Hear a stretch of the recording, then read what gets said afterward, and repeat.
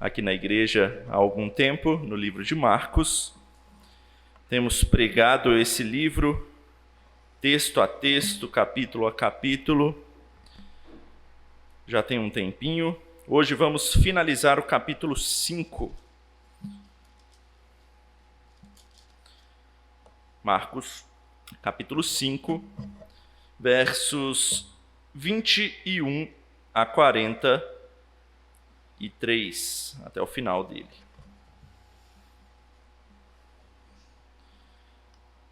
Marcos 21 a 43, é um texto um pouquinho maior do que de costume, mas preste atenção, são duas histórias aqui como se fosse num sanduíche, começa com uma história, aparece uma história no meio e depois finaliza voltando para a anterior. Então preste atenção nessas duas histórias e como elas se completam.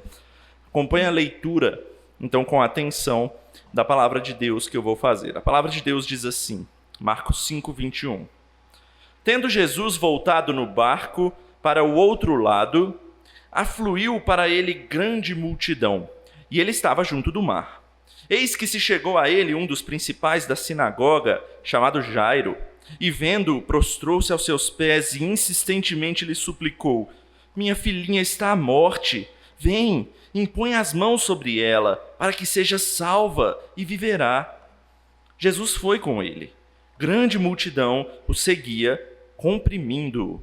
Aconteceu que certa mulher, que havia 12 anos, vinha sofrendo de uma hemorragia e muito padecera à mão de vários médicos, tendo despendido tudo quanto possuía, sem contudo nada aproveitar, antes, pelo contrário, indo a pior, tendo ouvido a fama de Jesus, vindo por trás dele por entre a multidão, tocou-lhe a veste, porque dizia: se eu apenas lhe tocar as vestes, ficarei curada.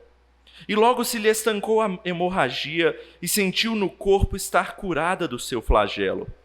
Jesus, reconhecendo imediatamente que dele saíra poder, virando-se no meio da multidão, perguntou: quem me tocou nas vestes? Responderam-lhe seus discípulos: vês que a multidão te apertas e dizes: quem me tocou? Ele, porém, olhava ao redor para ver quem fizera isto. Então, a mulher, atemorizada e tremendo, cônscia do que nela se operara, veio, prostrou-se diante dele e declarou-lhe toda a verdade. E ele lhe disse: filha, a tua fé te salvou. Vai-te em paz e fica livre do teu mal. Falava ele ainda, quando chegaram alguns da casa do chefe da sinagoga, a quem disseram: tua filha já morreu, por que ainda incomodas o mestre? Mas Jesus, sem acudir a tais palavras, disse ao chefe da sinagoga: não temas, crê somente. Contudo, não permitiu que alguém o acompanhasse, senão Pedro e os irmãos Tiago e João. Chegando à casa do chefe da sinagoga, viu Jesus o alvoroço, os que choravam e os que pranteavam muito. Ao entrar, lhes disse: por que estáis em alvoroço e chorais? A criança não está morta, mas dorme. E riam-se dele. Tendo ele, porém, mandado sair a todos, tomou o pai e a mãe da criança e os que vieram com ele, e entrou onde ela estava. Tomando-a pela mão, disse: Talitá cumi, que quer dizer: menina, eu te mando, levanta-te. Imediatamente a menina se levantou e pôs-se a andar, pois tinha 12 anos. Então ficaram todos sobremaneira admirados. Mas Jesus ordenou-lhes expressamente que ninguém o soubesse e mandou que dessem de comer à menina. Até aí a palavra de Deus, vamos orar?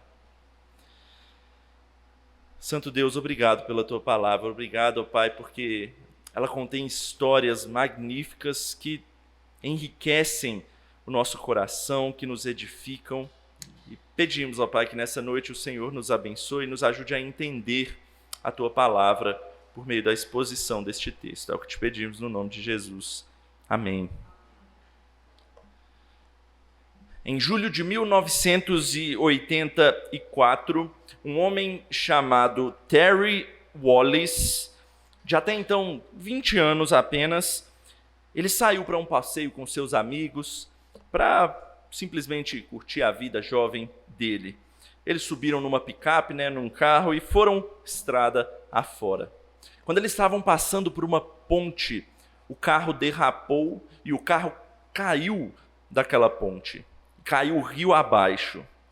Quando o veículo foi encontrado, a maioria dos amigos de Wallace já estavam mortos ali, mas Wallace estava por um fio. Então ele foi rapidamente levado para o hospital em coma. Os médicos conseguiram deixá-lo estável, ainda com vida, mas eles disseram que o seu cérebro tinha sido grandemente atingido e ele estava minimamente consciente. Ele ficou assim por 3 meses, até que o seu corpo não estava suportando e o corpo saiu do coma para um estado vegetativo. O que quer dizer isso? Ele respirava, mas ele não movia nenhuma parte do corpo e nem dava sinal de que tinha alguma consciência. E isso permaneceu durante 19 anos. Até quando uma vez sua mãe resolveu ir visitá-lo, e aí a cuidadora dele, como se estivesse fazendo uma pergunta corriqueira, perguntou: adivinha quem veio te ver hoje? E inesperadamente, 19 anos depois daquele acidente, ele respondeu: mamãe. Tanto a sua mãe como a cuidadora tomaram um susto enorme naquele dia. Caí para trás. Por 19 anos, aquele homem não esboçava qualquer reação de resposta, não importa o que dissessem a ele, e agora ele simplesmente respondeu uma pergunta. Os médicos, eles acharam um milagre aconteceu, ficaram fora de si naquele momento. A partir daí eles ampliaram o tratamento desse homem e ele voltou a falar e até recuperou alguns dos seus movimentos. O interessante é que tiveram que recontar tudo para ele, porque ele achava que ele ainda tinha seus 20 anos, que o tempo não tinha passado absolutamente nada. Então tiveram que recontar a história toda para ele. Para ele, 19 anos tinham se passado como um dia passa para o outro. Um outro rapaz, um rapaz chamado Martin Pistorius, ele nasceu em 1975, aparentemente normal. Ele viveu uma vida comum até o início da sua adolescência, quando ele começou a apresentar alguns problemas de locomoção. Esses problemas foram piorando, ele perdeu a capacidade de andar, de mover os braços, de falar. Até que aos 14 anos ele também entrou em estado vegetativo. Foi internado e assim ficou por 12 anos. Só que tem uma diferença nessa história para outra. Esse rapaz, ele tinha consciência de tudo o que estava acontecendo. Ele era como se fosse um homem preso dentro do seu próprio corpo. Ele via tudo, ele ouvia tudo, mas ele não conseguia se mover nem esboçar alguma coisa que demonstrasse que ele tinha consciência. Até que certa vez uma mulher, 12 anos depois, estava cuidando dele e percebeu que ele estava conseguindo acompanhar com os olhos o movimento. Então ela começou a fazer perguntas e conseguiu fazer alguns sinais com os olhos e conseguiu se comunicar com ele. Mais uma vez, os médicos então ampliaram os estudos com aquele rapaz e ele voltou a se desenvolver, tanto que depois ele conseguiu falar por meio de computador, conseguiu se mover, ele até casou, teve filhos e até escreveu um livro. Meus irmãos, para o Wallace, o primeiro rapaz, o tempo, 19 anos, devem ter se passado como uma flecha. Mas para esse segundo, 12 anos devem ter sido muito longos, porque ele tinha consciência e via tudo acontecendo. Para as famílias, então, muita dor, muita luta, mas também muita esperança, porque elas não desistiram em nenhum momento, não desligaram os aparelhos que mantinham eles vivos por um tempo, não pararam de usar do seu dinheiro para conseguir continuar o tratamento deles. E eu pergunto, quanto tempo dura a sua esperança? No texto de hoje, a gente vai ver uma mulher que também sofreu por muitos anos, 12 anos, mas ao ver Jesus, a sua esperança reacendeu. Enquanto do outro lado, a gente vê um homem que o tempo para ele parece que está passando como uma flecha também. Ele não tem tempo a perder. A sua filha está à beira da morte. E ele deposita toda a sua fé que Jesus pode curá-la. Mas e se a morte vier? Quanto tempo vai durar a esperança dele? Em meio a essas histórias, a gente tem muito que aprender sobre o tempo de Deus, a nossa fé e Jesus como a nossa esperança. Então, em resumo, hoje a gente tem que ver que Jesus ele é a nossa esperança. E isso envolve espera, com fé e obediência, mas certos de que ele vai suprir todas as expectativas. Jesus ele é a nossa esperança. E isso vai envolver esperar com fé e obediência, mas certos de que ele vai suprir todas as nossas expectativas. Em primeiro lugar, a gente vai ver que essa esperança em Cristo envolve espera. Ela envolve esperar, aguardar. E muitas vezes a gente tem dificuldade com isso. E o texto começa nos mostrando pessoas esperando, aguardando Jesus. Lembre-se do texto anterior, Jesus ele estava do outro lado do mar da Galileia, como a gente viu, em terra de gentios, onde ele foi lá, libertou um homem de vários demônios que estavam o subjulgando. Só que as pessoas daquela região rejeitaram a Jesus e o expulsaram de lá. Jesus então retorna, volta com o seu barco para o outro lado do mar da Galileia, e quando ele chega ali, várias pessoas já estavam à sua espera e vão e afluem até ele. Uma multidão, como sempre as multidões, seguindo a Jesus e o aguardando. Mas dessa vez o foco da história não está na multidão, mas em dois indivíduos, especialmente estavam ali aguardando a Jesus também no meio daquele povo todo. O primeiro a ser apresentado para nós é um homem chamado Jairo. É dito que ele é um dos líderes da sinagoga. Isso não significa que ele é um fariseu ou algo assim, mas significa que ele é um daqueles homens que ajuda como se fosse um diácono ou uma pessoa que preside ali na sinagoga, que ajuda na organização, que limpa, que cuida de algumas coisas assim. E ele era então um homem religioso. E a forma como ele é apresentado para nós mostra que ele estava desesperado. Provavelmente com muita pressa também.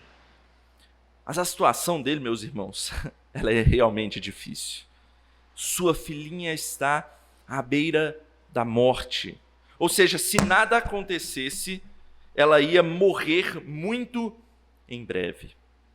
Jairo está correndo contra o tempo. E Jesus era a sua única esperança.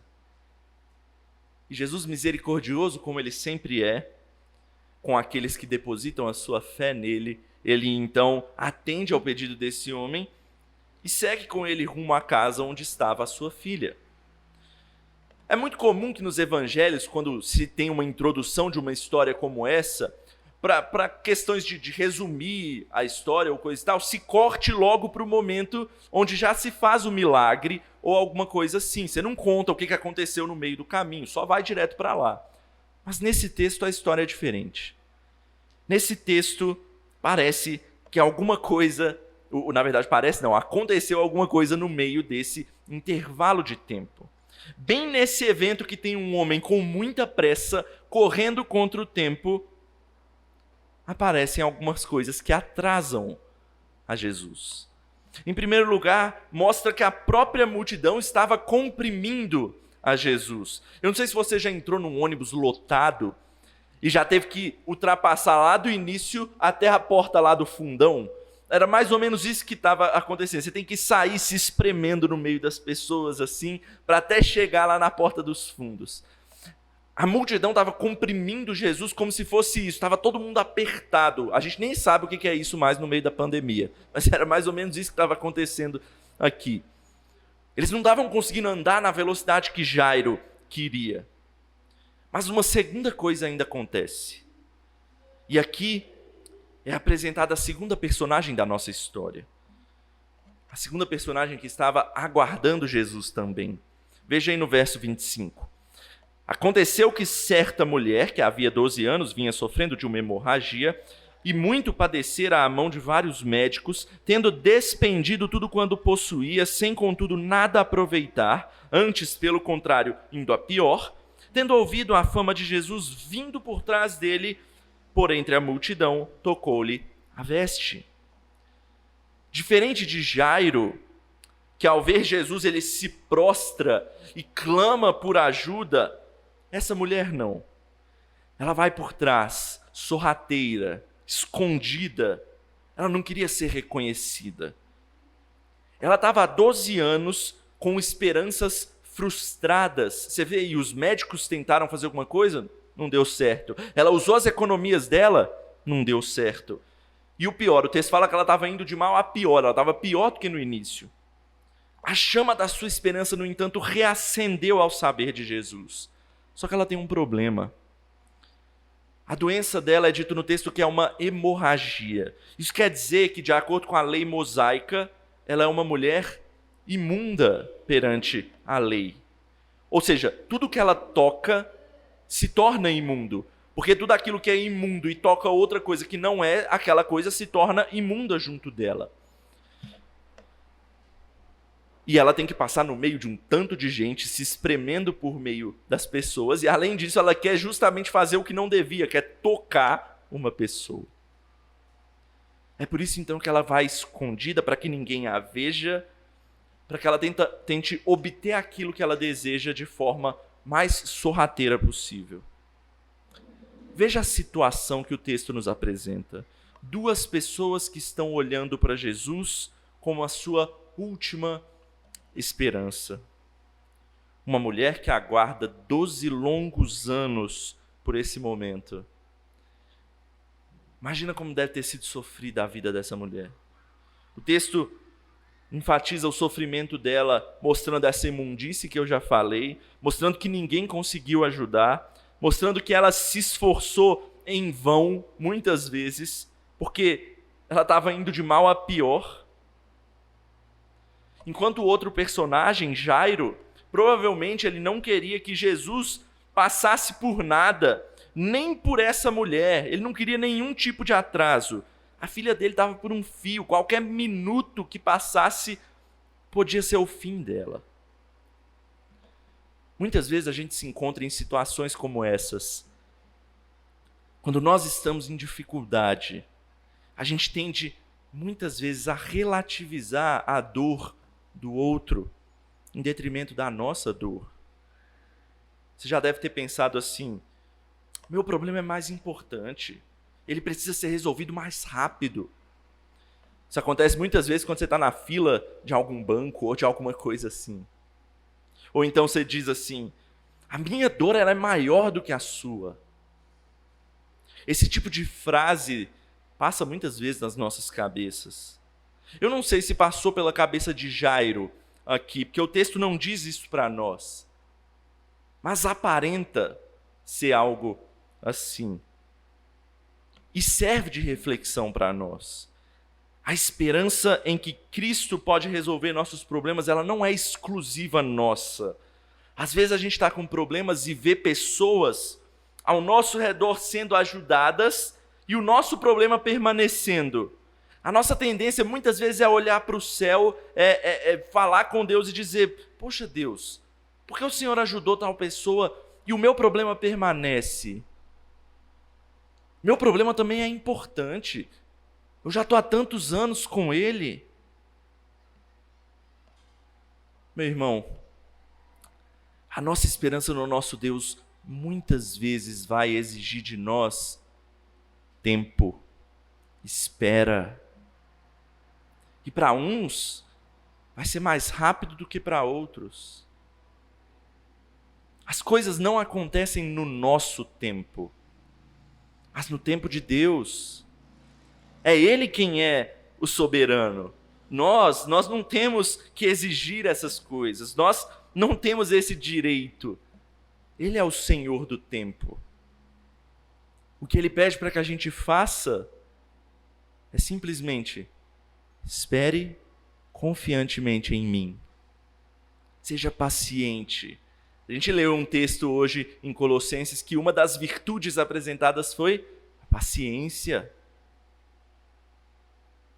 Deus, melhor do que ninguém, Ele sabe como e quando as coisas devem se resolver.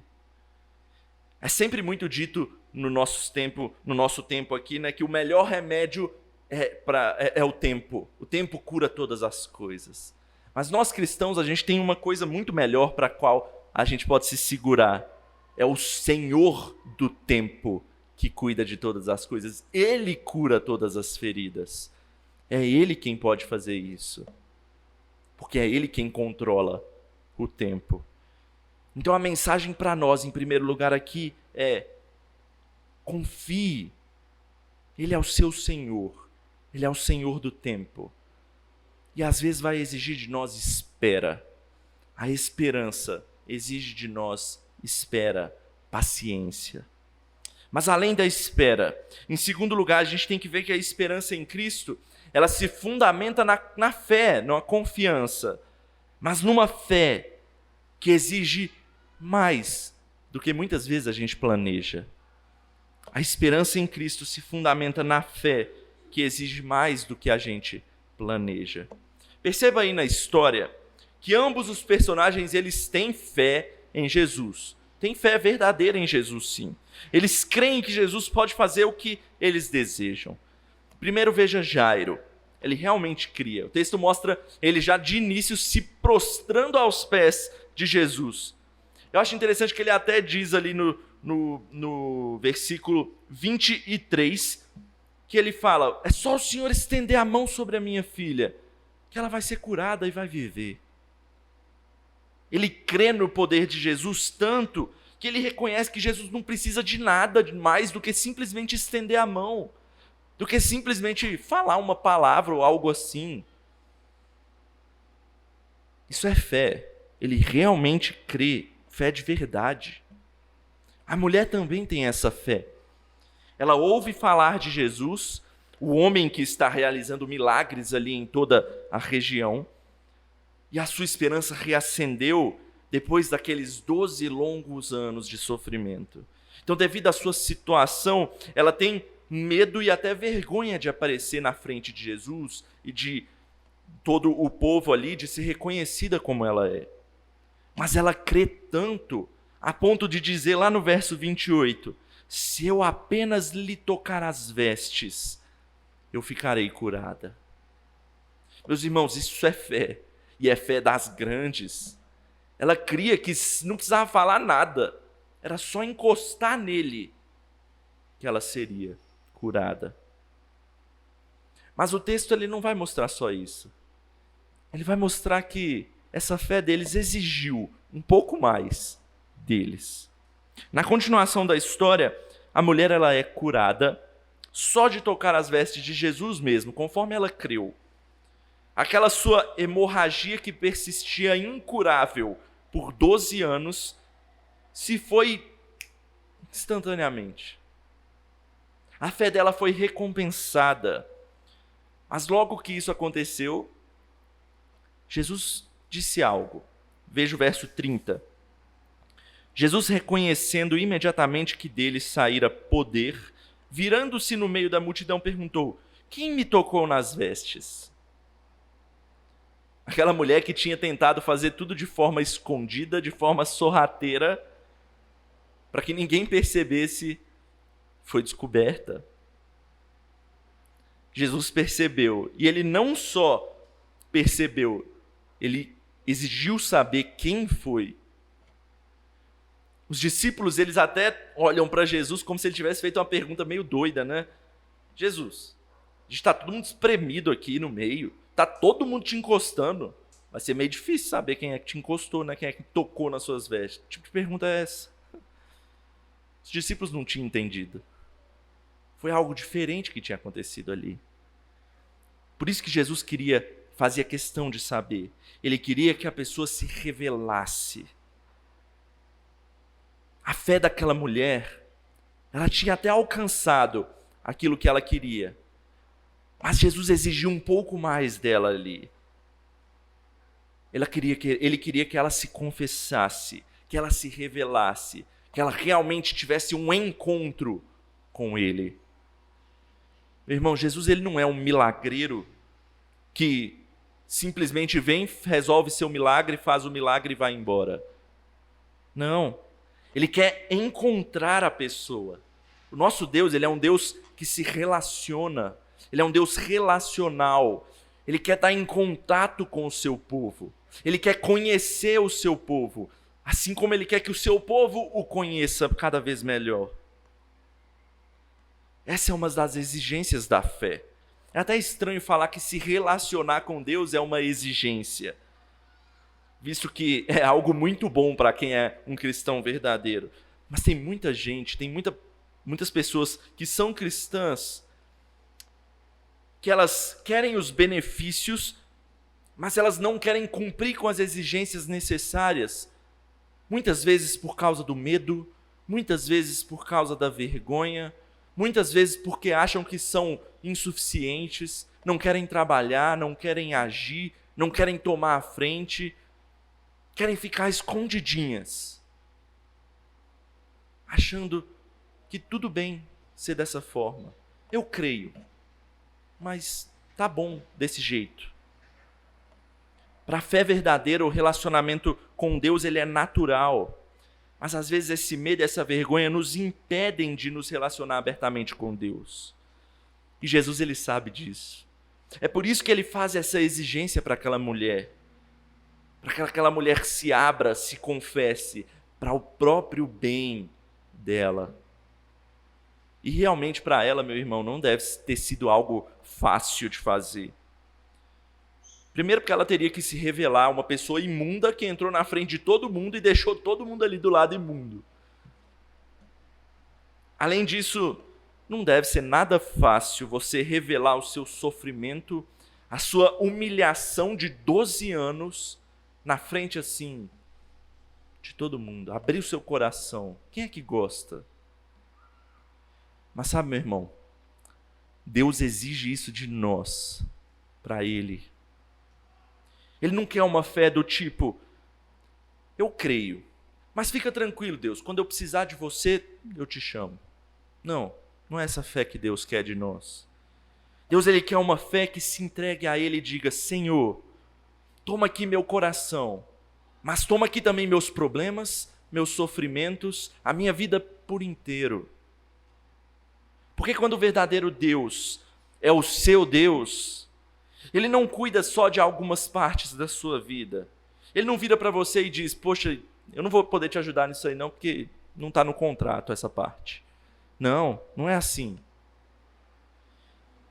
Ele cuida de tudo. Ele toma a sua vida por inteiro para cuidar. Mas Ele também vai exigir a sua vida por inteiro. Essa era a exigência dessa mulher. Jairo também tem uma exigência. Talvez seja até maior. Todo esse acontecimento atrasou a ida de Jesus até a filhinha de Jairo. E aí a história nos conta que o pior aconteceu. Veja o verso 35. Falava ele ainda quando chegaram alguns da casa do chefe da sinagoga, a quem disseram, tua filha já morreu. Por que ainda incomodas o mestre? Mas Jesus, sem acudir a tais palavras, disse ao chefe da sinagoga, não temas, crê somente. O que você faria se você estivesse no lugar de Jairo? Acabaram de anunciar que a sua filhinha havia morrido. E Jesus, ele simplesmente vira para Jairo e fala, Jairo, não tenha medo, creia somente. Mas peraí, como não ter medo? Como é que você vai manter a sanidade diante de um dos piores tipos de sofrimento que existem nesse mundo? Essa é a exigência da fé de Jairo. Esse é um desafio da nossa fé também, aqui nesse mundo. Vou resumir esse desafio nosso aqui. É acreditar só no que as circunstâncias nos apresentam? Ou é crer num Deus que torna todas as coisas possíveis? Essa é uma baita exigência da nossa fé. E a fé, meu irmão, ela tem essas exigências. A gente fala muito uma coisa, que para ser salvo, basta ter fé. Para ser salvo, basta crer. Isso é verdade. Isso é verdade, verdadeira. Está na Bíblia. Mas muitas vezes falar dessa forma, a gente esquece do outro lado. Porque parece que é algo tão simples que não vai exigir nada de nós. É só crer? Então tá bom. Antes de crer de fato, não há exigências.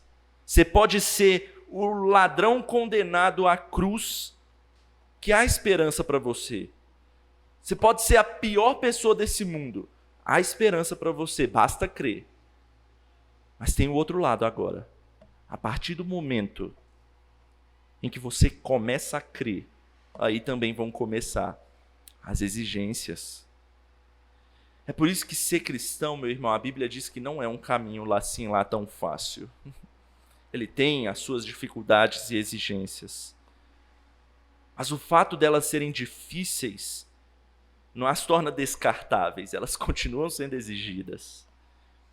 É necessário, por exemplo, que a gente tenha que reconhecer a nossa inferioridade, o nosso pecado e se humilhar. Quem é que gosta disso?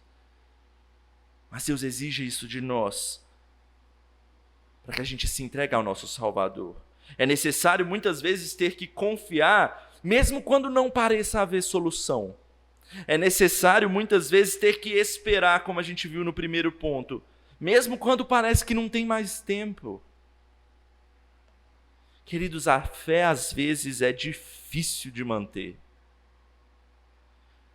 Mas é essa fé que vai sustentar a sua esperança, meu irmão. É essa fé que vai sustentar a esperança de que em Cristo as coisas vão ser resolvidas. Porque se a sua esperança está em Cristo, você tem motivos para crer. Até quando parece que é impossível. Sabe por quê? Porque a esperança em Cristo, ela vai exceder as suas expectativas. E essa é a terceira e última coisa que a gente precisa ver. A esperança em Cristo supre as nossas necessidades, além das expectativas. A forma como as histórias terminam nesse texto é confortadora. Vamos começar pela mulher aqui.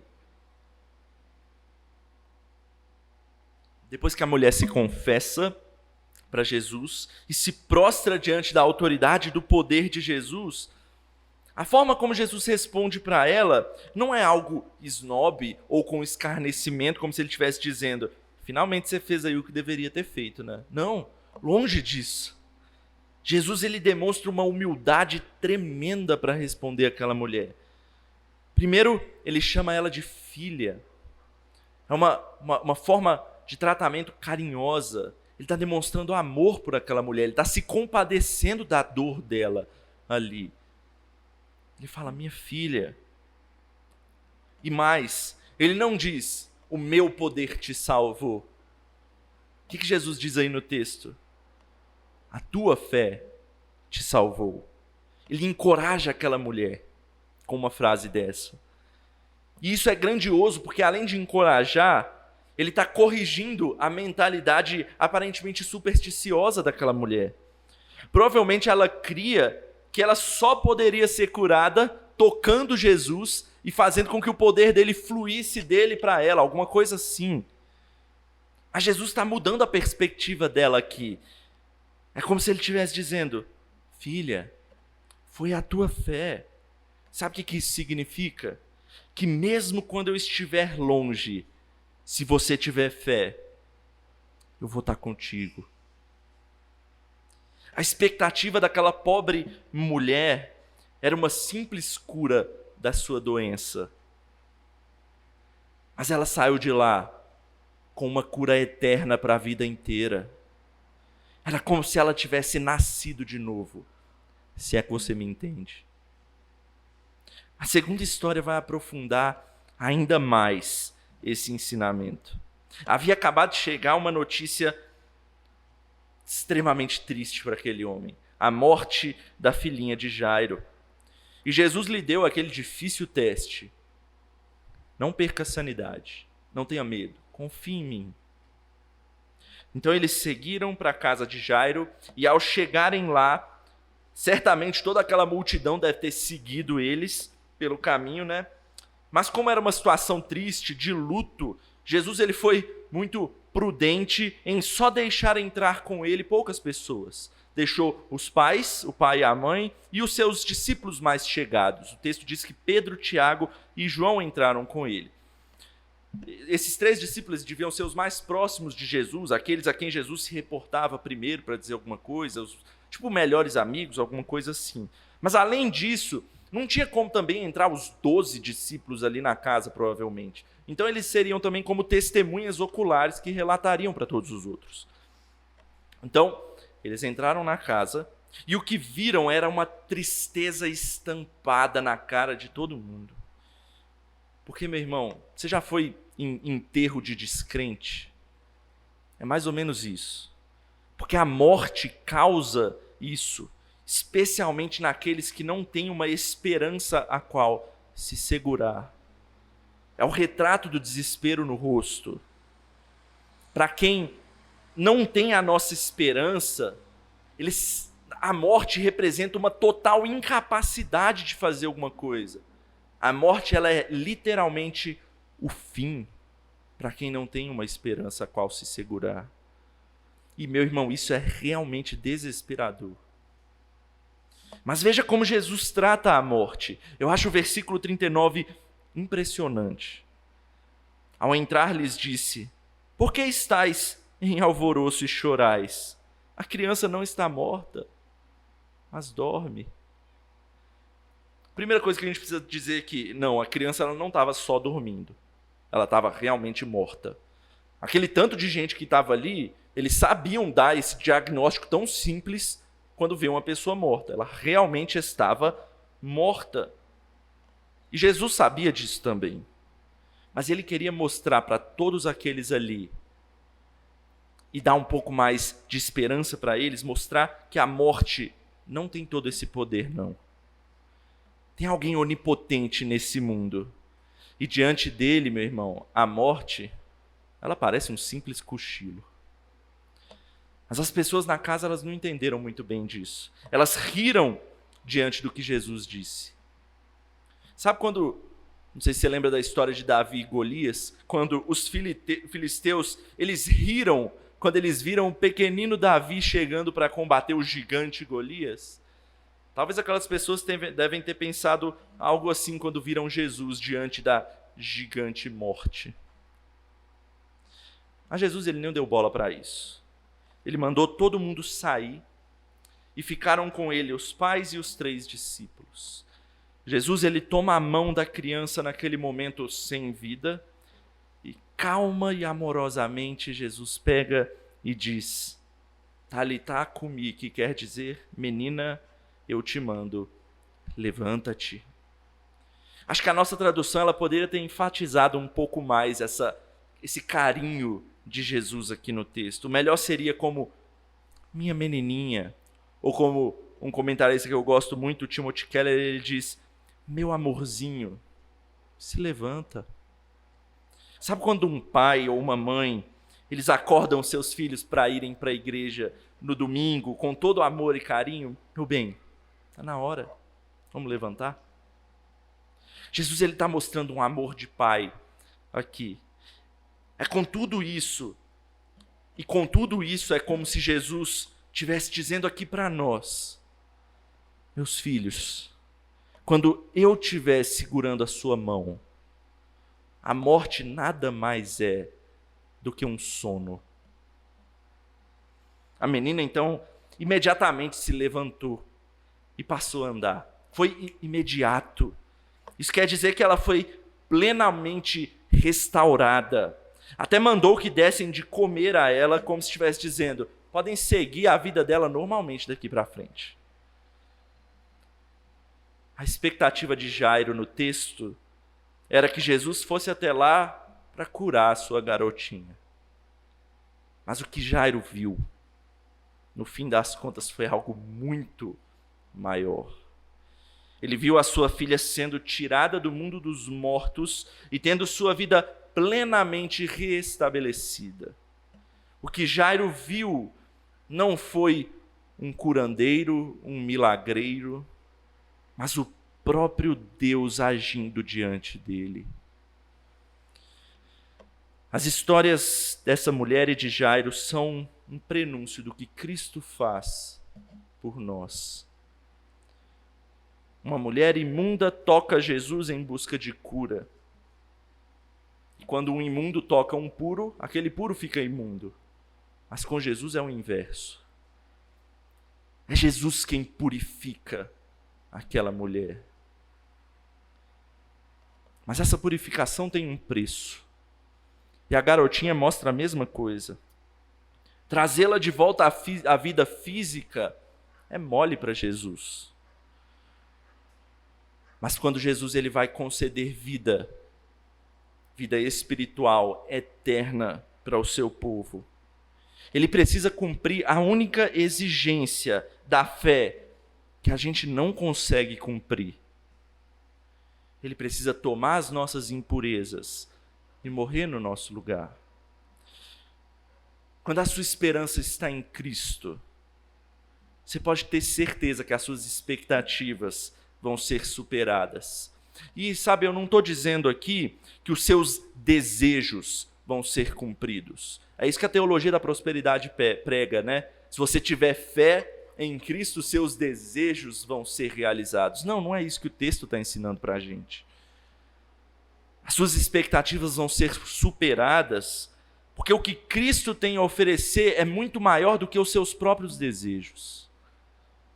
É muito maior do que uma simples cura de uma doença, ou trazer uma pessoa de volta à vida de uma morte física. Ele morre para que a gente possa ter vida eterna, sem sofrimento, ao lado dele.